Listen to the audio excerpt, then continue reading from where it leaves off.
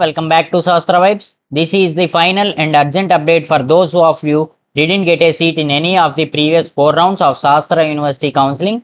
Shastra has now opened combined counseling choices for limited vacancies in selected branches. If you are still waiting for a seat, this is your golden opportunity. You can now submit up to 5 branches preferences online before the deadline, that is July 12, 2025 at 9 am. Step by step guidance. Log in into your application portal and go to choices of branch. So here the page will be displayed. So select up to 5 choices which are interested for you.